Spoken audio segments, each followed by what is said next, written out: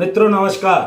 Parameter of law के इस channel में मैं आपका मित्र अशोक शर्मा रिटायर्ड जज आपका हार्दिक अभिनंदन करता हूं। आज मैं स्टैम्प पेपर के बारे में बताने जा रहा हूं। प्रायः आपने दैनिक उपयोग में सुना होगा कभी न कभी, चाहे वो आप एफिडेविट बनाएं, एग्रीमेंट करें, सेल डीड लिखें, गिफ्ट डीड लिखें, कोई अन्य तरह का मॉर्टगेज डीड लिखें, सब में स्टैम्प पेपर की जरूरत पड़ती है। ये स्टैम्प पेपर अनेकों प्रयोगों के लिए लाया जाता है। Agreement, power of attorney, affidavit, और ये स्टैम्प पेपर सरकार द्वारा रेवेन्यू डिपार्टमेंट द्वारा जारी किया गया एक दस्तावेज है। इस पर ये इश्यूज रेवेन्यू डिपार्टमेंट करता है और ये वैलिड होता है। सरकार के स्टैम्प पेपर होते हैं जिसका जो भी रेवेन्यू होता है, 50 का हो, 100 का हो, 200 का हो, 500 का हो, 1000 का हो, ये सब रेवेन्यू स्टैम्प बाइंडर भी सरकार द्वारा अधिकृत किए जाते हैं। इनको नोटराइज जो है अधिकृत करता है, लीगलाइज करता है। जुडिशियल और नॉन जुडिशियल दो तरह के स्टैम्प पेपर होते हैं, जैसा आप जानते हैं। जुडिशियल जो है वो न्यायिक कार्यवाही में प्रयोग होते हैं जुडिशियल तरह के स्टैम्प, और नॉन जुडिशियल जो है वो रजिस्ट्री एग्रीमेंट वगैरह के लिए प्रयोग किए जाते हैं। स्टैम्प पेपर राज्य सरकार के द्वारा अधिकृत जो स्टैम्प बाइंडर हैं, तहसील में मिल सकता है, कलेक्ट्रेट में मिल सकता है, कोर्ट के परिसर में मिल सकता है, जो भी अधिकृत है।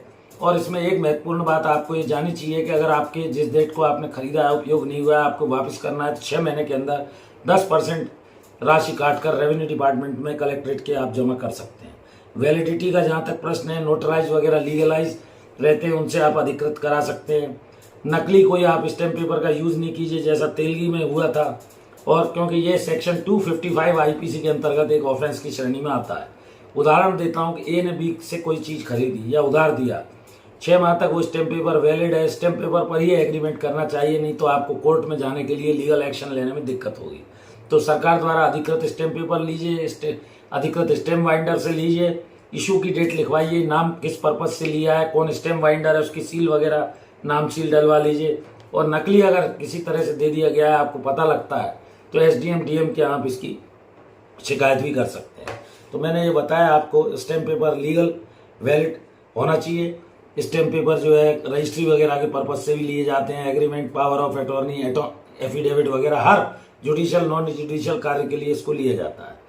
तो जब भी आप स्टैम्प पेपर लें, सरकार के रेवेन्यू डिपार्टमेंट का लें, इसकी पहचान कर लें, अथोराइज डीलर स्टैम्प पेपर का बाइंडर ओसी से लें, और कोर्ट वगैरह के लिए लें तो जुडिशियल स्टैम्प लें, अदर पर्पस के लिए हो तो नॉन जुडिशियल। नई जानकारी हो तो पता करने के बाद, तहकीकात करने के बाद, जैसा मैंने बताया, अगर नकली ले लिया गया है सेक्शन 255 आईपीसी के अंतर्गत, तो उसमें 10 साल तक की सजा का भी प्रावधान है। वीडियो कैसा लगा लाइक कीजिए, शेयर कीजिए, जुड़े रहिए पैरामीटर ऑफ लॉ चैनल से।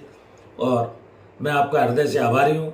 करीब 39,000 मेरे सब्सक्राइबर हो चुके हैं। एक और विशेष अनुरोध, मेरी धर्मपत्नी श्रीमती अर्चना शर्मा का भी यूट्यूब पर एक चैनल है, उसे भी आप अभी तक अगर सब्सक्राइब नहीं किया है, सब्सक्राइब करें, वीडियोस देखिए, लाइक कीजिए, शेयर कीजिए।